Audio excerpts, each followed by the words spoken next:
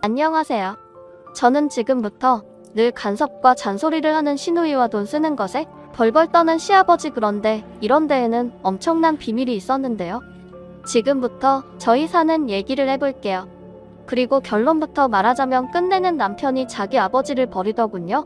남편이 이렇게까지 선택을 하게 된 것에는 저만 모르는 비밀이 숨겨져 있었습니다. 저라도 남편 입장이었으면 정말 그런 선택을 하지 않았을까 싶습니다. 그동안 잘 버텨온 것이 용하더군요. 남편은 이제 또 다른 인생을 살기 위해 많은 변화의 시기를 겪고 있습니다. 지금은 남편과 다시 연애 때로 돌아간 것 같습니다. 아픔을 겪고 나서 그런지 다시 설렘도 있고 앞으로의 삶도 기대가 됩니다. 저희는 만남도 남들과 다르게 예사롭지 않게 만났는데 결혼해서 사는 것도 순탄치가 않았네요. 저희는 사내 커플이었습니다. 남편의 첫인상은 참 강했어요. 누가 보면 이제 막 출소한 사람처럼 보였으니까요. 외모를 비하하는 스타일은 아니지만 살짝 남편의 첫인상은 짧은 스포츠 머리에 피부는 검은색에다 몸은 운동을 했는지 울그락불그락 하더군요. 여기에 말투가 영화에서나 나올 법한 조폭들의 말투였는데 살짝 무섭다는 생각까지 드는 사람이었지요. 남편은 저보다 3살 어리고 지방에서 일을 하다 도시로 이사를 하면서 일자리를 알아보았는데 일자리 구하기가 어려워 잠깐 배달 알바를 했었는데 이러다 계속 배달 알바만 하겠다 싶어서 일단 하던 알바 그만두고 여기저기 구직 신청해놓고 기다리고 있다가 운 좋게도 저희 회사에 어렵게 취직을 했다고 하더군요. 남편은 영업 쪽에 일을 맡게 되었는데 자신을 소개할 때 그러더군요. 자신의 외모 때문에 사람들이 처음부터 반감을 가지는데 어렵게 구한 직장인 만큼 최선을 다하겠다고 회식 때 자기소개를 그렇게 하더라고요. 그런데 생긴 외모와 다르게 쑥스러워하면서 얼굴이 홍당무가 되었는데 나름 그 모습이 저에게는 좋은 느낌이었어요. 전혀 긴장하지 않을 것 같은 외모로 벌벌 떠는 모습을 보니 순수해 보였어요. 도시 남자들에게 보기 드문 모습이었어요. 어찌 보면 콩깍지가 그때부터 씌어지게 되었나 보네요. 저희는 회식을 잘 마치고 다들 파하는 분위기여서 저도 주섬주섬 옷을 입고 있는데 사장님이 잠깐만 얘기를 하자고 자기 옆으로 오라고 하더군요. 원래 저희 사장이 술을 안 먹을 땐 멀쩡하고 직원들 잘 챙기는데 주사가 아주 못된 버릇이 있어서 밥만 먹고 가는 직원도 있고 이런 분들은 경력이 찬 분들이라 가도 말이 없죠. 그러나 저처럼 말단 직원은 윗 상사들의 눈치도 봐야 하고 사장 눈치도 봐야 하니 밥만 먹고 일어날 수 있는 자리가 아니다 보니 어느 정도 분위기 맞추다 일어나거나 사장이 취했다 싶으면 몰래 도망을 가기도 했어요. 그런데 그날따라 사장이 평소보다 많이 취해서는 저를 부르는 겁니다. 저는 못 들은 척하고 그냥 옷을 입고 나가려고 하는데 아주 큰 소리로 저를 부르더군요. 그 상황에서 그냥 나갈 수 없어 일단 사장님 옆에 앉긴 했어요. 그런데 순식간에 이 사장 또라이가 제 어깨에 손을 넣었더니 저에게 기대려고 하는 겁니다. 순간 저는 사장의 손을 떼어내려고 했는데 이놈이 술에 취하니까 손 힘이 어찌나 센지 제 어깨를 더 힘주어 잡더군요. 그때 신입이었던 저희 남편이 사장의 손을 잡아 비틀어 버렸어요. 다들 놀라서 어쩔 줄 몰라 하더군요. 사장도 어안이 벙벙한지 가만히 있더라고요. 남편이 사장한테 한마디 날렸어요. 이딴 식으로 직원을 대하는 건 아니지 않습니까? 사장이라 이 정도로 끝내는 겁니다. 하고 저를 일어나라는 눈빛을 보내더니 나가자고 하더군요. 그때 또 한 번 멋짐을 봤네요. 한 번도 느껴보지 못한 남자의 모습이었습니다. 솔직히 저희 남자 직원들은 사장 눈치 보느라 이런 모습은커녕 오히려 대략 빨리 비유 맞추고 끝내고 가자 라는 식으로 저희를 마치 술집 여자처럼 대했거든요. 직장 내의 성희롱 정말 언제쯤 끝나나 했는데 저희 남편이 그때 완전 끝을 내줬어요. 그날따라 많이 놀라고 기분 더럽고 일을 그만둬야 하나 싶었는데 그때 남편의 도움으로 마음을 다시 다스릴 수 있었죠. 예전부터 퇴사 고민 안 했던 건 아니에요. 그런데 친구들 얘기를 들어보면 다른 곳도 여기저기 알려지지 않아서 그렇지 여자가 회사 생활하기 힘든 곳 많다고 하더라고요. 그나마 사장 이놈이 술만 안 먹으면 별 상관없는 회사였거든요. 저희 회사 일도 저에게 잘 맞고 재밌고 그동안 해온 것도 아깝고 그러니까 술만 먹으면 개되는 사장 빼고는 다 좋은 곳이어서 그동안 버텼거든요. 그런데 이 일로 이제는 고민하지 않고 회사를 다니게 되었어요. 정말 다음에 회식이 있었는데 사장 절대로 참석하지 않았습니다. 사장 술만 먹으면 그런 사람인 거 직원들이 말을 안 해주니 자신이 그렇게까지 하는 줄 모르고 있다가 이번에 된통 크게 당하고 회사 내에 말이 돌면서 사장도 알게 되면서 자기도 들은 게 있으니 나중에 머쓱했겠죠. 어쨌든 자기가 알아서 자리를 피하더군요. 한 번도 사장한테 덤비는 사람이 없어서 꾸준히 추태를 보였는데 사장이 이제는 대련 남편의 눈치를 보더라고요. 남편의 아주 큰 활약으로 회식의 자리가 즐거워졌어요. 저희는 그날 이후로 약간의 썸을 타게 되었어요. 회식 자리에서 나왔을 때도 그대로 저를 혼자 보내면 안심이 안 된다고 하면서 집 근처까지 데려다주는 자상함까지 보이더군요. 그날부터 저의 심장은 다음날 이 사람을 멀리서 보는데도 자꾸 심장이 나대는 거예요.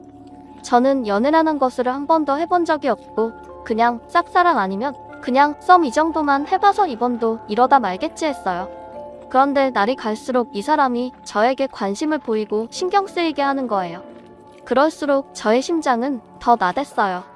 점심을 먹고 나면 제자리에 커피를 가져다 놓질 않나? 퇴근 시간대가 되면 밖에서 저를 기다리고 있는 거예요. 저는 이 사람의 마음을 알고 싶어서 물어봤네요. 왜 나한테 잘해주는 거야? 잘해주고 싶으니까. 상사로서? 아님 누나로서? 참 가만히 보면 두뇌에 연애 안 해봤나요? 남자가 매일 커피 대령의 퇴근 시간에 맞추어서 기다리고 있으면 뭐겠어? 퇴근 시간에 기다리는 건 그냥 집이 같은 방향이니까 그러는 거 아니야? 바보, 멍충이. 이러더군요. 사실 저희는 회식 때 그 일이 있고 저를 집에 데려다 줬다고 했잖아요. 그날은 제가 놀라고 힘들었을까봐 어떠한 말도 하지 않더라고요. 그런데 다음날 또 저를 기다리고 있길래 저는 괜찮다고 거절을 했는데 이 사람 한다는 말이 자기도 저희 집 가는 방향이랑 같다고 하면서 저를 기다린 게 아니라고 하는데 조금 민망했어요. 저희는 그렇게 같이 버스를 타고 가면서 이런저런 얘기를 나누게 되었습니다.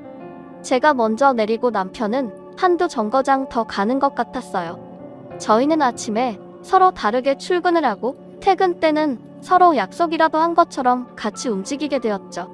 이상하게 저는 한 달 동안 이 사람과 다니면서 저녁 약속을 아예 잡지 않았어요. 이 사람도 마찬가지로 약속이 없었던지 저와 같이 퇴근을 했네요. 회사 내에서는 제가 상사니까 반말을 안 했는데 밖에서는 제가 누나니까 회사를 나오면 바로 반말로 말을 했는데 자꾸 자기 보고 동생 취급하지 말라고 하는데 그때까지도 저는 이 사람의 마음을 몰랐어요. 그냥 저 혼자만의 썸이겠니 했거든요.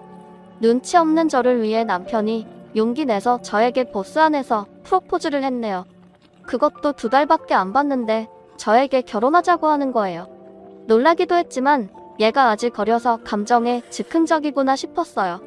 그런데 즉흥적이 아니구나 했던 게 반지도 준비하고 가방에서 꽃까지 꺼내면서 저에게 무릎을 꿇었어요. 버스 안에는 퇴근 시간대라 사람이 꽤 있었는데 그런 용기를 내서 처문을 하니까 거절을 할 수가 없었어요. 저희는 집에 가는 도중에 버스에서 내려 서로의 마음을 확인했네요. 정확히 그날을 첫날로 하고 회사엔 비밀로 하고 사귀게 되었어요. 늦게 배운 도둑이 날 새는 줄 모른다고 저는 연애라는 걸 처음으로 해서 그런지 제 삶이 이 사람과 있냐 살기 시작했어요. 저라는 사람을 완전히 이 사람에게 맞추게 되었죠. 사랑을 하면 변한다는 말 실감이 되더군요. 감정 표현에 미숙했던 저는 남편을 만나면서 하나하나 변하기 시작했습니다. 좋으면 좋다고도 말하고 잘못했으면 미안하다고 사과도 하게 되고 완전 자존심도 내려놓게 되더군요. 이런 게 사랑의 힘인가 싶었습니다. 저는 이 생에 이 사람이 마지막 제 남자가 될 것처럼 열렬히 사랑했네요. 이 사람 또한 제가 그렇게 해주는 것에 고마워하고 많이 아껴주고 사랑해줬어요. 저희는 그렇게 비밀산의 연애를 6개월 하다가 결혼을 하기로 했어요. 만난 지 1년도 되지 않아 결혼을 결심했네요. 친구들은 무모한 결정 아니냐고 했지만 저는 솔직히 결혼이라는 거나 사람을 만나는 것에 대해 많은 시간이 필요하다고는 생각하지 않는 사람 중에 하나예요. 남이 저를 속이려고 하고 만남을 한다면 얼마든지 속일 수 있는 것처럼 짧은 만남에서 진심을 보았다면 괜찮다고 생각했어요. 그런데 결혼은 둘만 하는 게 아니라는 걸 결혼 준비하면서 알게 되었습니다. 결혼은 집안과 집안이 하는 거구나라는 걸 상견례 때부터 알게 되었네요. 그렇다고 결혼을 깰 정도는 아니었지만 결혼 생활이 순탄하진 않겠구나라는 생각은 들었어요. 그래도 이 사람 무조건 제 편이라 그냥 남편 믿고 결혼을 결심했던 것 같네요. 저는 지금까지 너무나 편하게 살아왔구나라는 생각을 자꾸 하게 만드는 것은 저희 시부모님 때문입니다. 결혼해서 살면서 제 인생에서 이렇게 힘들어 본 적은 없었던 것 같네요. 이제부터는 저희 시부모님과 신의 얘기를 해볼까 합니다. 사람이 자라온 환경이 다르면 다를수록 둘만의 문제가 아니구나 싶다는 걸 연인 때는 몰랐는데 결혼하고 나서 더 절실히 느꼈습니다. 특히 서로 부딪히는 일이 많은 것 같습니다. 양가 부모 쪽에 선물을 하나 하더라도 사소한 일로 싸우게 되더군요. 시부모님이 선물을 받고 트집을 잡으니까 그냥 넘어가는 게 없었어요. 특히 생일 선물은 서로의 감정을 더 자극하게 만들더라고요. 참고로 저희 친정은 잘 사는 편입니다. 그렇다고 시댁이 못 살진 않습니다. 시댁도 저희 집 못지않게 잘 삽니다. 그런데 너무 답답한 게 돈이 있어도 쓰지를 않으려고 해요. 그런데 아꼈다 어이없게도 가족한테 당하는 일이 생기긴 하더군요. 결혼하고 처음 시어머니 생신이 있었어요. 저는 나름 생각하고 고민 끝에 값이 좀 많이 나가는 가방을 선물해드렸어요. 소위 말하는 명품이랄까요? 그런데 시아버지 질투를 하셨는지 어머님의 가방을 보더니 돈 자랑했다고 저를 앞에 두고 말을 하는 겁니다. 정말 민망했어요. 왜 저렇게까지 저러시나 했어요. 그런데 그러고 보니 제가 눈치가 없긴 없었네요. 한동안 잊고 있었는데 그러고 보니 생일날 난리가 나고 나서 예전 일이 생각이 났어요. 10,000원 쓸 때도 벌벌 떠신다고 해야 하나? 한 번은 결혼 전에 저하고 신랑 그리고 예비 시어머니 이렇게 다 같이 바람을 쐬러 갔다가 저희가 통 크게 식사 대접하고 가다가 마침 재래시장이 있어서 거기 둘러서 물건을 사기로 하면서 일어난 일이 있었는데 그때 일이 생각났어요. 그런데 어머님과 아버님이 거기서 대판 싸우게 됐네요. 어머님이 필요한 게 있다고 물건을 집어들었는데 아버님은 쓸데없이 자꾸 산다고 어머님이 사려고 한 것을 자꾸 내려놓는 거예요. 저는 아버님이 왜 저러나 싶었습니다. 어머님이 본인 거 사는 것도 아니고 가족들 먹일 재료들 사는데 왜 저렇게까지 할까 싶었죠. 어머님도 참다 터지고 말았어요. 저 보기 민망했던지 사시려고 했던 고사리를 푸대채 시아버지를 향해 던져버렸어요.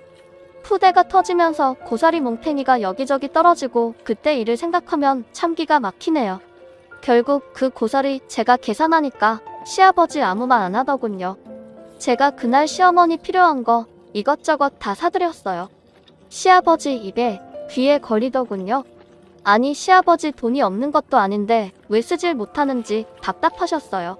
그리고 더 기가 막힌 것은 간 김에 회도 먹고 가자고 해서 회를 먹기 위해 생선을 고르고 있는데 이건 얼마냐 저건 얼마냐 결국 비싸다고 흔적만 30분 넘게 하시더니 어이없게도 그냥 가자고 해서 그냥 왔습니다. 정말 입이 다물어지지가 않았어요. 너무 창피하고 사장님께 죄송하더라고요. 그 이후로는 절대로 결혼 전에 어디 모셔가지 않았습니다. 그때 제대로 딘 거죠. 그리고 상견례 때도 생각이 나서 이것도 말해야겠네요. 저희 아버지는 예전에 땅으로 돈 좀 버셨어요. 여기저기 투자한 것이 대박이 나시면서 건물도 몇 개 가지고 있습니다. 그런데 이런 것까지는 남편한테 말하지 않았어요.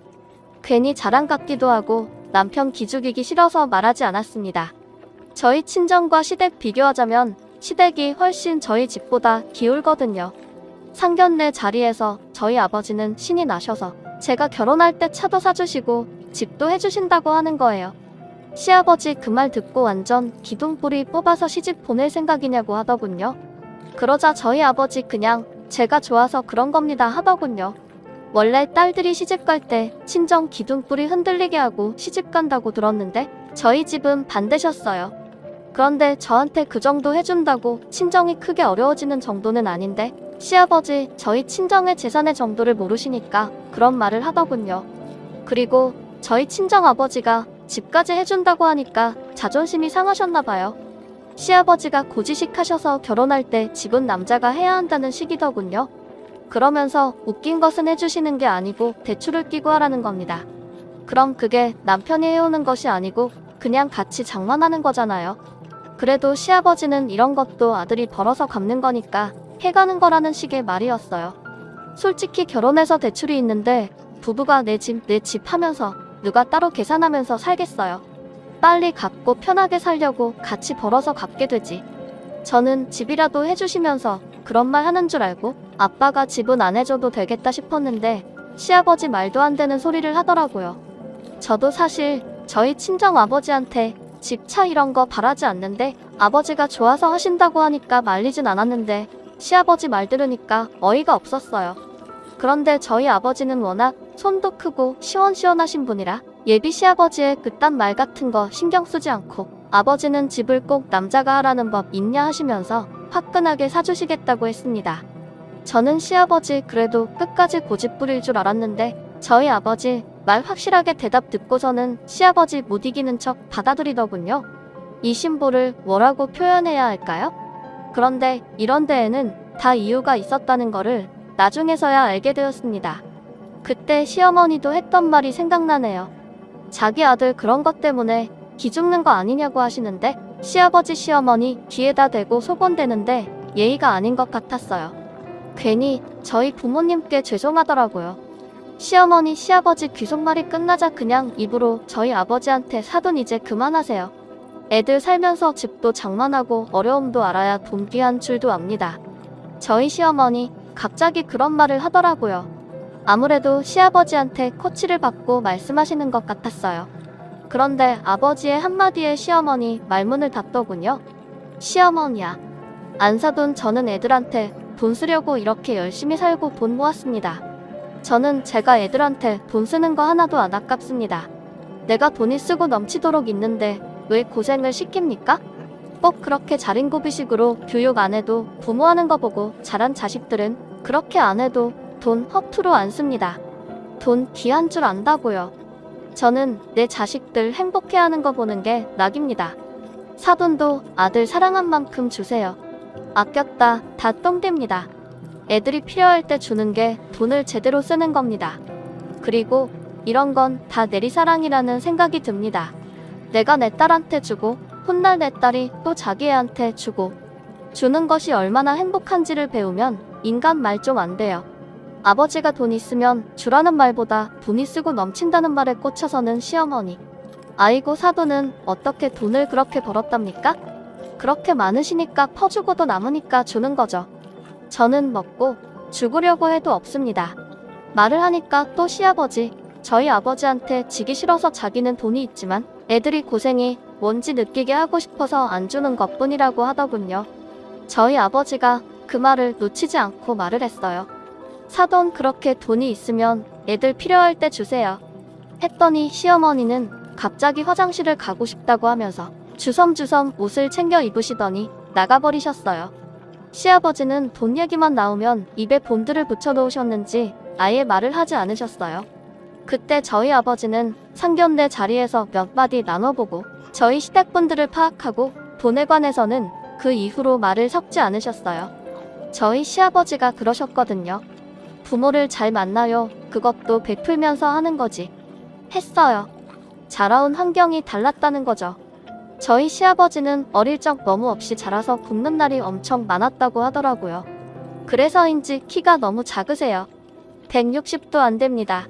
자라온 환경을 듣고 나니 이해는 되지만 안 써도 너무 안 쓰니까 이제는 이해보단 답답했어요. 그날 상견례 자리에 나오신 부모님들 의상만 봐도 알 수 있었어요.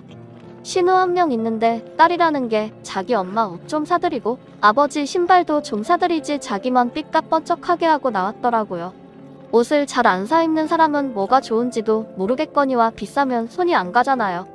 분명 예비 남편이 일주일 전에 옷 사 입고 나오시라고 돈을 들었다고 했어요.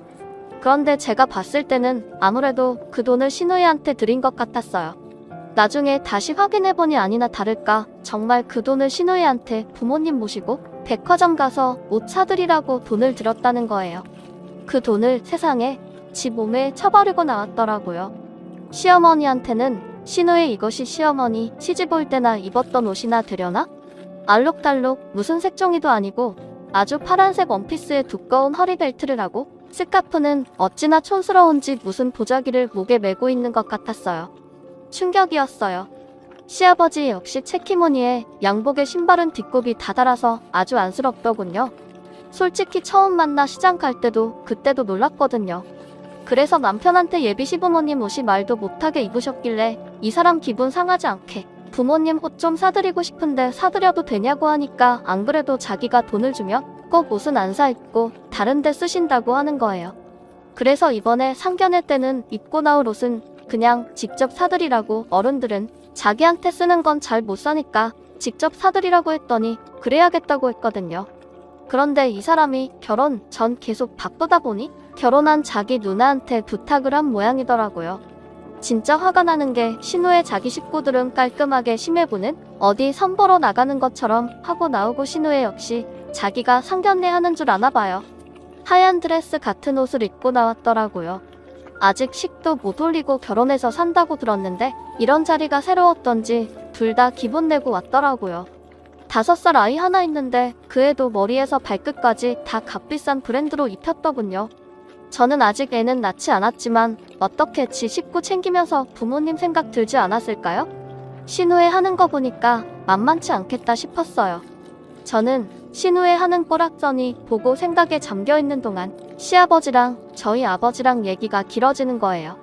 얘기 즉슨 저희 시아버지 저희 아버지보다 5살 많으신데 엄청 고지식하고 꽉 막힌 분인데 거기에다 자기 자식들한테 바라기는 엄청 바라시는 분이세요.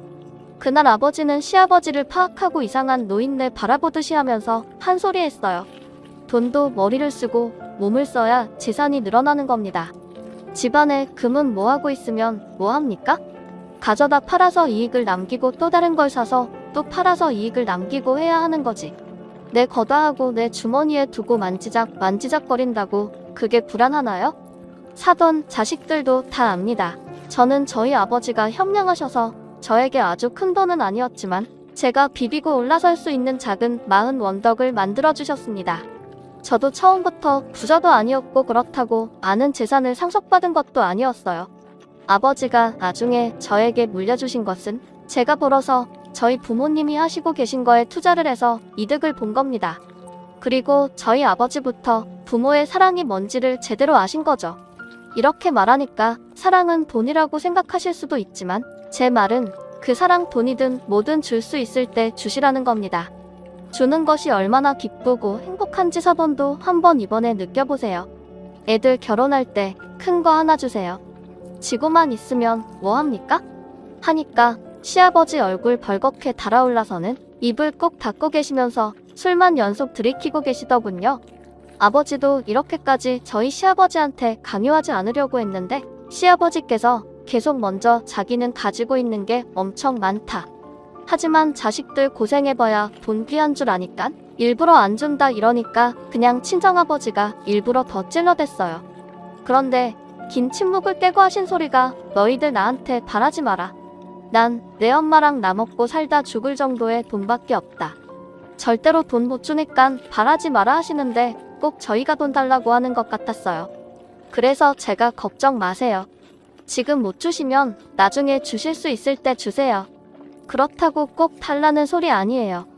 주신다면 감사하게 받겠다는 거예요. 했더니 시댁 쪽의 시누이 그리고 시아버지 표정이 어이없다는 표정이었고 화장실에 갔던 시어머니 들어오시면서 저의 말을 듣고 너 아직 결혼도 하기 전에 너무 나서는 거 아니냐? 말을 당차게 하네. 너 설마 할 말 다 하는 성격이냐? 난 그 꼴 못 본다. 사돈도 알아두세요. 저는 또박또박 말 듣고 하는 며느리 가만 안 두려고요. 하면서 그 자리에서 기선제압을 하더군요. 저희 엄마 그런 말까지 듣고 가만히 안 있죠. 저희 엄마가 곱상하게 생겨서 말 한마디 안 하고 있으니까 숙맥이라고 생각하셨던 것 같아요. 엄마가 드디어 입을 여졌어요. 저희가 더 긴장되더군요. 아, 그러세요? 저도 사이가 내 딸한테 못하고 저희들 말에 또박또박 말 대꾸라도 하면 저도 가만 안 둘 겁니다. 알아두세요. 여자만 며느리 노릇 하라는 법 없지 않습니까? 그리고 시대가 변했는데 여자가 결혼하면 시댁 집안에 맞춰야 한다 이런 고리타분한 말 하지 마세요. 사돈이 며느리였듯이 저도 사이였습니다. 우린 애들이 서로 좋다고 해서 결혼한다고 해서 한 가정을 새롭게 이쁘게 지혜롭게 꾸며 나갈 수 있도록 지지해주는 것이지 배나라 간나라 하면서 참견하고 심판하고 결정해주는 사람들이 아니라는 걸 꼭 알고 계셨으면 합니다. 사돈이 내 딸을 가족들의 밥이나 하고 집안의 청소나 하는 그런 취급하시면 저도 매주 사이 불러서 저희 집 밥하고 청소시키렵니다. 서로 지킬 것은 지켜가며 가족이 서로 도와가며 살아야지 한 사람만 희생자가 되지 않는 그런 가정을 만들어주셨으면 합니다. 이것 또한 부모가 하기 나름이기 때문에 말하는 거예요. 말하자 시어머니 저희 엄마의 말에 말문이 막혔는지 어떠한 말도 못하고 참나 한 소리하고 시아버지만 하셨어요. 시부모님들이 아무 말 못하고 있으니까 갑자기 신우의 이것이 어른들 얘기에 끼어들어 그럼 그렇게 귀한 공주 같은 딸을 모시고 살지 왜 시집을 보냅니까 하더군요. 이럴 줄 알고 준비했는지 저희 엄마 시누이를 향해 바로 치고 들어가더군요. 여자가 꼭 가정일을 다 도맡아서 하라는 법이 있나요? 사돈도 결혼해서 애까지 키우고 있으니까 더 잘 알겠네. 요즘은 맞벌이도 많고 하는데 왜 이렇게 여자는 밥하고 빨래하고 집안일하고 밖에 나가 일도 하고 남자는 일만 하고 들어와 차려진 밥 먹고 TV 보면서 쉬고 있어야죠? 했어요. 그러자 시누이 말 못하고 있는데 시어머니 이 말에 자신이 그러고 있는 거 알아준 것 같다. 속이 시원했는지 갑자기 돌변해서는 엄마 말에 맞장구를 쳤어요. 맞아요. 왜 여자만 같이 일하고도 밥하고 살림하고 애 보고 아이고 사돈이 내 속을 알아주네. 당신 잘 들었지? 우리 집 얘기를 하고 있잖아. 시어머니 너무 웃겼어요. 시어머니 아까 당신이 했던 말 다 잊어버리고 갑자기 저희 엄마랑 하나가 되어 신이 나서 좋아라 하셨어요. 그런 모습에 시아버지 줏대를 바로잡아 뭐야 당신 어느 편이야? 하셨어요. 시어머니 어이없는지 뭐 편이 어딨어. 나도 이제 나 혼자 다 안 할 거야. 내가 바보 멍충이처럼 헛살았어. 내가 당신보다 어리고 며느리 엄마하고 동갑인디. 지금 눈이 있으면 보라고. 내가 훨씬 언니 같잖아. 여자는 남편에 따라 다르다더니 사돈 보니까 알겠네. 우리도 돈이라면 없는 집도 아닌데 돈 있으면 모래 쓰지를 못하게 하는데 내가 헛살았어. 내가 한순간에 잘못된 선택을 했어. 그게 뭐가 죄라고. 어리석었어. 이제 나도 아무것도 안 할 거니까 밥도 당신이 차려 먹고 청소도 당신이 하셔. 하자 시아버지. 이놈의 옆엔 내가 지금 여기가 어디라고. 미쳤어? 이제 늙으니까 배는 게 없냐? 그래 없다. 너 같은 인간 만나서 내가 지금 이 모습이며 이모비유 이게 뭐야? 사돈 양반하는 거 발가락 때만큼이라도 따라가봐. 행여나 봐느라 어떻게 될까봐 아끼는 거. 너는 나 밥 먹는데 반찬 하나라도 얹어줘봤냐? 해준 밥도 트집 잡기 바쁘지. 라고 하자 갑자기 시아버지 식탁을 탁 하고 내리쳤어요. 저희는 두 분이 싸우시고 있어서 그냥 다들 아무 말 안 하고 지켜보고 있었는데 시아버지 민망했던 모양이에요. 저희 친정아버지와 비교질을 당하니까 화가 엄청 나셨어요. 그래서 그때 상견례 자리가 싸움하는 자리가 되는 바람에 혼수 이런 거 말도 꺼내지 못하고 그냥 돌아왔네요. 신우 이것도 돈 얘기 나올 때 시아버지 저희 남편한테 한 푼도 못 준다고 할 땐 아무 소리 안 하고 미소만 짓고 있더니 집안을 다 같이 하라는 저희 친정엄마 말에 발끈했던 그 모습이 아직도 선하네요. 어쨌든 상견례 자리에서 그 난리가 나고 나선 그 이후에 서로 만나는 일을 최대한 피했습니다. 만나기만 하면 저희 시부모님들께서 싸우셨어요. 그렇게 저희는 어렵게 우여곡절 끝에 결혼을 했습니다. 다행히 엄마나 아버지가 결혼해서 어떻게 살아야 한다는 말을 언급해서 그런지 시어머니 저를 일방적으로 시키지 않고 아들을 더 시키고 시간이 가면서 아버님도 자연스럽게 한 가지씩 생활 습관이 바뀌기 시작했어요. 그래서 저희 시댁은 저희 부모님 때문에 어느 순간 여자, 남자, 며느리, 딸 이런 거 사라지게 되었는데 신우 이것이 바뀌지 않고 자꾸 잔소리를 해댔어요. 걸빅하며 시댁에 와서는 일 같지 않은 일로 트집을 잡았죠.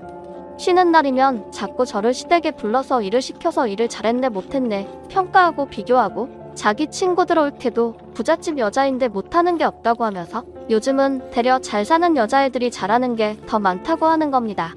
정말 시어머니도 안 하는 잔소리를 신우가 하니까 미워서 저를 시댁에 부를 때 핑계를 대고 안 간 적도 있었는데 그것도 너무 써먹으니까 안 통해서 그냥 있는 그대로 솔직하게 안 간다고 했어요. 그랬더니 한 번은 그날도 어김없이 신우가 시댁에 왔다고 오라고 해서 그날은 진짜 그냥 쉬고 싶다고 못 간다고 했습니다.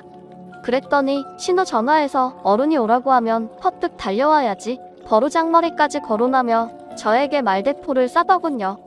저는 남편과 싸우고 싶지 않아서 제 선에서 끝내려고 몇 번은 갔는데 이번만큼은 정말 가고 싶지 않아서 안 갔어요. 신우는 가만히 보면 꼭 일만 벌려놓고 저를 불러요. 그래서 더 가고 싶지 않았어요. 신우 보면 뭘 그리도 저를 잡으려고 기선제압에 나서는지 이해가 안 돼요. 저를 잡아놓고 뭐 하려고 하는지. 그런데 가만히 시간을 가지고 보니 자기들은 왕대접 받고 저는 시댁 식구들 뒤치다거리로 시키려고 하더군요. 싸가지 없는 신우, 지 딸 시댁에 데려다 놓고 뒤치다거리도 저한테 시키더군요. 애가 자기한테 뭘 해달라고 원하면 손모한테 해달라고 해 하면서 저에게 보내는 거예요. 아니, 신우 딸이 제 딸입니까? 왜 저한테 마치 자기 딸이 제 딸이냐 저에게 떠넘기시는지. 아휴, 또 흥분했네요. 그래서 이번엔 그냥 무시했어요. 그랬더니 신우 이것이 저희 집으로 반찬거리 만들 재료를 가지고 쳐들어왔어요. 황당했습니다. 시어머니가 급하게 모임을 간다고 신우한테 부탁을 했나봐요. 그런데 신우 어머니한테 돈까지 받아서 자기 거 반찬까지 하는데 하다가 갑자기 며느리가 있는데 왜 내가 해야 하나라는 생각이 들었다네요. 아니, 시어머니 반찬 만들면서 자기 반찬 더 보태서 만드는데 말입니다. 뭐가 그리 억울한지 그걸 다 싸매고 왔더라고요. 저는 못하니까 가지고 당장 나가라고 했어요. 그랬더니 신우 이것이 욕을 하고 달려들면서 제 옷을 잡아당기길래 저도 옷 똑같이 잡아당기면서 싸우게 되었습니다. 이것이 먼저 제 머리를 치길래 저도 똑같이 쳤어요. 맞고 있으라는 법 없잖아요. 저는 성질의 대문을 활짝 열어제치고 그 반찬 재료들 죄다 현관 밖으로 던져버렸어요. 밖에는 시금치며 콩이며 멸치 아주 난리가 아니었어요. 그렇게 하고 나서 한 소리 했죠. 나한테 한 번만 더 이딴 식으로 걸고 넘어지면 가만히 두지 않겠다고 하니까 주섬주섬 지 가방 챙겨 들고 나가더군요. 저는 신우 2년 나가자마자 문 걸어 잠갔어요. 화가 삭혀지지가 않아 냉장고에 있는 맥주 한 잔 했더니 그제서야 진정이 되더군요. 이제는 가만히 있지 않으려고 했습니다. 그날이 신우와 싸움이 처음이자 마지막 싸움이고 그날이 마지막으로 본 날이기도 했네요. 그리고 시댁에선 저희 둘이 싸운 걸 말하지 않았는지 아무 말 없더군요. 아무래도 신우 저한테 맞은 거 말하기 쪽팔렸는지 말 안 했던가 보더군요. 그런데 신우와 그런 일이 있고 나서 2달 동안 얼굴을 못 봤는데 그 이유가 저는 신우가 저를 피해 시댁에 오지 않은 줄만 알았는데 알고 보니 제가 결혼하기 전부터 자기 부모님 재산 늘려준다고 시어머니 모르게 시아버지만 꼬셔서 투자했다가 완전 쫄딱 망해버렸어요. 한 푼도 못 건지고 휴지 조각 되고 말았죠. 시어머니 하루는 전화해서 집에 빨간 딱지 붙이로 여러 사람이 왔다고 해서 서둘러 시댁에 가보니 정말 물건에 딱지가 붙어 있더군요. 그런데 시댁에 값 나가는 물건도 없지만 물건이 없어서 많이 붙어 있진 않더군요. 그런데 문제는 집이 넘어가게 되었더라고요. 평생 돈 벌어 집 장만하고 재산 늘리는 재미로 사신 시아버지. 자린고비에서 지독하게 돈 모은 거 다 날렸어요. 저는 사정이 어떻게 된 것인지 신우 전화해봤더니 전화는 없는 전화로 나오더라고요. 저는 서둘러 신우 집을 가봤는데 세상에 다른 사람이 살고 있었어요. 벌써 이사가고 튀었더라고요. 그런데 아버님 그 난리가 났을 땐 가만히 계시더니 신우가 사라졌다는 말에 아버님 죽는다고 농협까지 먹으려고 한 거 다행히 어머님이 보셔서 천만다행 별일 없었습니다. 그 돈을 다 날려버렸으니 죽고 싶었겠죠. 저희는 그렇게만 생각했어요. 그래서 시어머니는 저희 아버지가 사정을 들으시고 도움을 들여 자그마한 집을 구해드렸어요. 그런데 시아버지는 얄미운 시누이를 찾겠다고 집을 나가셨어요. 시어머니는 시아버지 성격을 알기 때문에 내버려 두시더군요. 오히려 집에 가만히 있으면 폐인된다고 나가시게 두라고 해서 저희도 신경 쓰지 않고 살았는데 더 나중에 어머님한테서 더 기가 막힌 얘기를 들었어요. 시어머니 상견례 자리에서 말하려다 아는 말이 뭔지 내내 궁금했는데 나중에 알고 너무 마음이 아팠어요. 사실 남편과 신우는 남남이라는 거예요. 아버님은 신우를 데리고 그리고 어머님은 제 남편을 데리고 재혼을 하신 거래요. 어머님은 남편이 뱃속에 있을 때 사고로 남편의 친아버지가 사고로 돌아가셨다고 해요. 애 낳고 혼자서 살다가 남편이 3살이 되었을 때 재혼을 했다고 합니다. 그래서 시집살이를 엄청 당하고 살아도 또다시 자식한테 아버지 없는 자리 만들어주지 않으려고 힘들어도 참고 숨죽이고 할 말 못하고 죄인처럼 살아오셨다고 하더라고요. 옛날 부모님 세대에는 다들 그러셨다고 얘기는 들었지만 저희 시어머니가 그런 분인 줄은 몰랐네요. 어렵게 비밀을 말해주더라고요. 사실 남편도 신우도 몰랐던 일인데 저희 결혼식 2달 남겨두고 갑자기 시아버지가 자식들한테 고백을 하자고 해서 알려줬다고 합니다. 그 말을 들으면서도 이상하다 생각했는데 더 기가 막힌 일이 생겼어요. 너무 어처구니 없는데 그렇게 나간 시아버지가 세상에 사람을 사서 딸하고 작정하고 일을 꾸민 거였어요. 친자식인 자기 딸한테만 재산을 주려고 일을 꾸몄더라고요. 다 빼돌려놓고 사기를 치려고 했다군요. 농약 사건도 다 쇼였던 거죠. 그런데 여기서 더 기가 막힌 것은 그 딸이 모든 것을 다 챙기고 진짜로 아버지를 버려두고 도망을 가버린 겁니다. 드라마에서나 나올 법한 얘기 아닌가요? 한순간에 낙동강 오리가 된 시아버지, 이 사실이 알려질까봐 집을 나간 것더라고요. 사실이 밝혀지는 건 시간 문제였으니까요. 남편이 아무리 봐도 사건 터지고 일 돌아가는 게 미심쩍어서 저희 아버지 도움받아 여기저기 알아보았는데 이런 엄청난 일을 벌였더라고요. 남편은 얼마나 화났으면 몇십 년을 아버지로 알고 지냈는데 이런 사기를 친 것을 알고 한순간에 모든 것을 내려놓더라고요. 그래서 남편은 나쁜 아버지를 버리고 인간 같지도 않은 가짜 누나도 버렸습니다. 지금은 오히려 되려 더 행복한 것 같아요. 저희 아버지께서 저희 남편의 말없이 꼭 안아주시면서 등을 쓸어 내려주시더군요. 저희는 이제부터 새롭게 다시 가족이 되어서 다시 시작하고 있습니다. 거짓으로 시작한 거짓 사랑 끝내는데 참 오래 걸린 것 같아요. 한편으로는 차라리 너무 잘된 일이 아닌가 싶습니다. 이제부터는 저희 남편이랑 시어머니 꽃길만 걷게 해주고 싶어요. 다음 사연입니다. 안녕하세요. 가족 일이라 어디서 터놓고 얘기하기도 부끄러워서 답답한 마음 좀 터놓고 다른 분들 얘기도 듣고 싶어서 이렇게 했습니다. 전 남자친구와 결혼 전제로 교제를 시작했고 양가에도 결혼에 대해 미리 알렸고 허락도 받았습니다. 원래대로라면 19년 가을에 상견례를 하고 20년 봄에 결혼해야 했었죠. 제 위로 언니가 있는데 집에 알릴 당시에 언니에겐 남자친구도 없었고 언니는 결혼 자체에 생각이 없다고 했습니다. 언니보다 먼저 결혼해도 상관없다고 언니 부모님의 허락을 받았고 결혼 계획 또한 양가 집안에 다 알린 상태라 시일이 가까워지면서 5월 단위까지는 결정된 상태입니다. 날짜 조율해서 진행하기로 했습니다. 우리 집에 인사를 드리러 가기 2주 전 갑자기 언니가 남자친구를 집에 데려와서 인사를 드리더라고요. 저는 언니가 인사드리는 하루 전날 얘기를 들었고 언니에게 정식으로 인사드리는 거냐? 결혼은 언제 할 생각이냐? 내가 결혼 준비하고 계획 세우고 그러고 있는데 언니 나랑 날짜 겹쳐서 준비하려고 하는 거냐?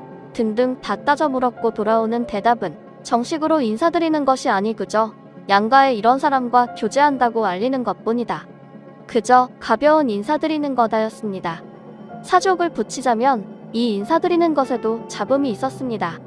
남자 데려와서는 약속 시간보다 2시간 늦게 도착해 부모님께서 그 시간 내내 기다리셨고 와서 1시간 있다가 갔으면서 남자 집은 전날 그 지역으로 미리 출발하고 식사 준비도 돕고 가서 4시간에서 5시간 이상 있다 왔습니다. 우리 집을 무시하는 거다 난 이해가 가지 않는다고 했지만 부모님께서는 더 큰 소리가 나는 걸 원치 않으셔서 앞으로의 행동을 지켜보신다며 덮고 가자고 잘 달래셨습니다. 본론으로 돌아와서 그렇게 인사드리더니 갑자기 결혼하겠답니다. 그것도 제가 점 찍어놓은 날의 말이죠. 언니의 말에 부모님도 당황하셨고 왜 그리 급하게 가냐 하시면서 한 해 더 늦게 하자 아니면 가을에 하자 하고 중재안을 내놓으셨지만 언니는 다 거절했고 꼭 봄에 해야겠답니다. 타협점이 보이지 않자 남자친구와 상명 끝에 우리가 가을에 하는 거로 양보했습니다. 언니는 봄에 하고요. 그렇게 저희 커플이 양보하자 기다렸다는 듯이 칼같이 날짜 잡고 상견례를 하고 준비 딱딱 하더라고요. 그 기간 고맙다 미안하다는 그 어떤 말 한마디도 듣지 못했습니다. 저보고 드레스 같이 봐달라고 날짜까지 알려줘 놓고 연락이 없어. 다시 연락해 알고 보니 이미 다녀온 상태더라고요. 청첩장까지 다 돌렸지만 감기 사태 때문에 결국 언니 결혼식은 늦봄으로 늦추었습니다. 이것도 가을에. 제가 받아놓은 그 달로 또 옮긴다고 해서 집안이 한 번 더 뒤집혔는데 부모님께서 그만 좀 뺏으라고 그날 안 된다고 여름 오기 전으로 날 잡고 감기가 끝나지 않는다며 가족들만 모여서 그렇게 하자고 주장하셔서 그리 결정되었습니다. 현재는 신혼집에 둘이 같이 사는 상태입니다. 혼인신고 여부는 모릅니다. 후에 생각해보니 아마 결혼준비 자금 때문에 그리 서둘렀던 게 아닐까 하는 의심이 들긴 하더라고요. 저희는 양가 도움 없이 저희 힘으로 다 하기로 했지만 언니네는 상대적으로 금전적인 부분에서 부족해 양가의 도움이 필요한 상황이니 아마 저희가 먼저 하면 그런 면으로 비교가 돼 지원을 덜 받던지 눈치 보이게 되는 상황이 되니 그리 기를 쓰고 먼저 하려던 게 아닐까 싶긴 하더라고요. 사실 저랑 제 남자친구가 결혼을 미리 준비하고 계획했던 큰 이유가 하나 있는데 남자친구가 외동아들인데 부모님께서 건강이 좋지 못하십니다. 일상생활하는 데는 큰 무리는 없으셨지만요. 그러다가 감기 터질 때쯤 어머님께서 쓰러지셨고 현재 병원에 입원 중이시나 담당 의사가 앞으로 길어야 3개월에서 4개월이라고 진단 내린 상태입니다. 당장 내일 더 아파하셔도 이상하지 않은 상태라고 합니다. 감기와 어머님 건강 때문에 가을에 하려고 했던 결혼 준비 자체도 아예 중단되었고 언제 하게 될지 가늠조차 되지 않습니다. 함께 나눌 형제도 없어 혼자 그 모든 짐을 떠안고 힘들어하는 남자친구는 지금 현실 자체를 버티는 것도 힘겨워하고 있고 결혼식도 보여드리지 못하고 그리 손주 보고 싶어 하셨는데 손주도 못 보여드리는 그런 상황에 너무 죄송스러워합니다. 물론 저도 마찬가지고요. 만약 언니간에 결혼식 날짜를 가로채지 않았더라면 어머님께서는 결혼식에 참가하실 수 있으셨을 것이고 손주도 보셨을 수도 있을 것이고 이렇게 건강도 나빠지지 않으셨을 수도 있지 않았을까 하는 마음에 언니가 너무 밉고 속상하고 그렇더라고요. 피하지 못할 현실에 그저 그 원인을 언니에게 떠넘기고 언니 탓을 하고 싶어하는 그런 마음이려나 싶다가도 속상함과 화난 남자친구와 예비 시부모님께 죄송스러운 마음이 복잡하게 됩니다. 남자친구는 이미 지나간 일이고 우리가 결정한 거니 더 생각하고 되새기게 되면 우리만 속 끓이고 속상하게 되니 생각하지 말자고 더 얘기하지 말자고 했습니다. 언니는 결혼 준비하면서 미안하다, 고맙다 어찌한다고 하는 말은 하지도 않고 오히려 결혼 후에 남자 지역으로 가게 되니 새로 직장을 알아봐야 하는데 저희에게 취업 알선을 부탁하더라고요. 나 참 물론 거절했습니다. 그 지역이 제가 사는 지역과 가깝습니다. 앞으로 결혼한 이후에 언니네에 대한 도움은 전혀 없을 것이고 원래 있던 교류도 거의 다 끊은 상태입니다. 쓰다 보니 너무 길어졌네요. 생각도 정리가 되니 언니에 대해 반감이 더 커지고 남자친구에게 한없이 더 미안해지네요. 요즘 밥도 잘 못 챙겨 먹는데 이따가 오면 밥이랑 더 챙기고 그래야겠네요. 아참 빠진 내용이 있어 추가 조금만 더 하자면 매번 분란 있을 때마다 제가 언니랑 한바탕 하고도 집도 난리쳤지만 남자친구가 외동아들이라서 그런지 제 형제의 자매에 대해서 관대하게 대하더라고요. 제가 난리치면 옆에서 남자친구는 오히려 좋게 생각하자며 말리는 그런 모습이라 저보다 제 남자친구가 제 가족에 대해 더 부끄럽게 생각하고 그러는 것 같더라고요. 그래도 제가 좀 더 강경하게 나갈 필요는 있을 것 같습니다. 오늘의 사연은 여기까지입니다. 구독, 좋아요 꼭 눌러주세요. 감사합니다.